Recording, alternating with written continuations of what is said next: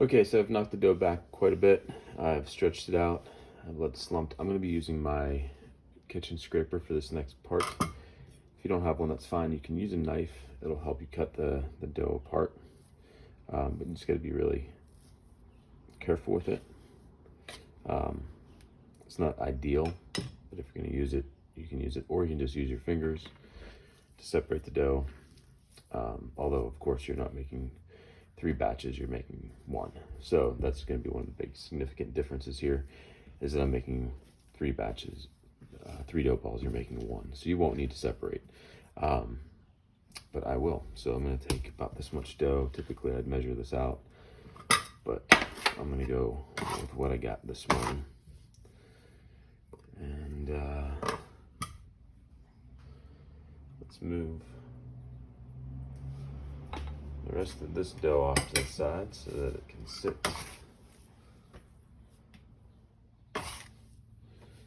What I'm going to do with this is I'm going to shape this dough ball into what's about to go into the proofing basket. So this is my proofing basket. I have it pre-floured. I've taken just a little bit of flour. I take whole wheat, put that in there, make sure it's into the fabric so that it's not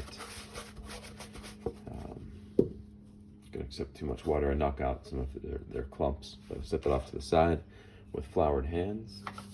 I will then take my dough ball that's already been stretched a few times, bring it over on itself again. I like to do this next step off the table. You'll have to find a system that works for you.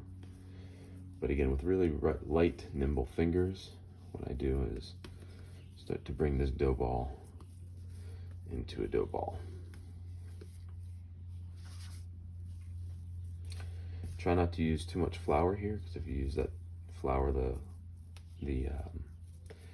flour in the dough ball will gladly suck it up, and you will end up with a dough ball that is way too dry.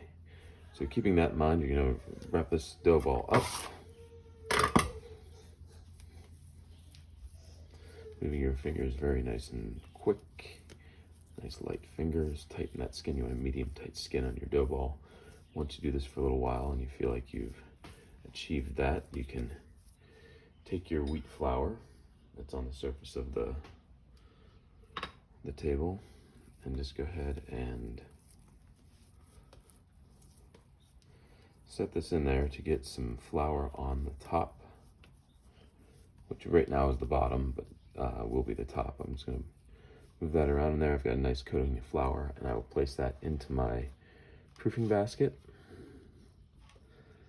And then the next step for this, with our proofing basket ready, is we're going to put it in a plastic bag and toss it in the fridge until class.